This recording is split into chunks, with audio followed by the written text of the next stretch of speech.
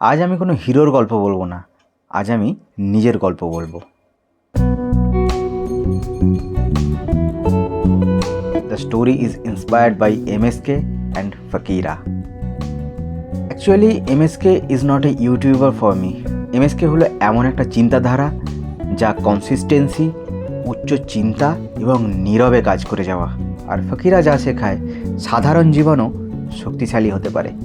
MSK আমায় শিখিয়েছে show off নয়, শো আপ, এক্সকিউশন নয়, এক্সিকিউশন, ভিউয়ের জন্য নয়, ভ্যালুর জন্য কন্টেন্ট। এমএসকে থেকে আমি শিখেছি মাইন্ডসেট স্ট্রং হলে ব্যাকগ্রাউন্ড কোনো ম্যাটারই নয়। ফকিরার থেকে শিখেছি জীবন ফিল্টার ছাড়া বাঁচতে, শুধু real struggle, real life, real growth.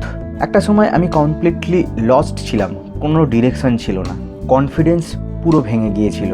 লোকেরা হাসতো, বলতো ইউটিউব করে কি হবে, কিন্তু এমএসকে এবং ফকিরা আমায় শিখিয়েছে কথা নয়, চুপচাপ কাজ করে যাও। আজ আমি প্রতিজ্ঞা করছি ভাইরাল হওয়ার জন্য নয়, ভ্যালুয়েবল হওয়ার জন্য কন্টেন্ট বানাবো। আমি যদি পড়েও যাই ক্যামেরা অন রেখেই পড়বো।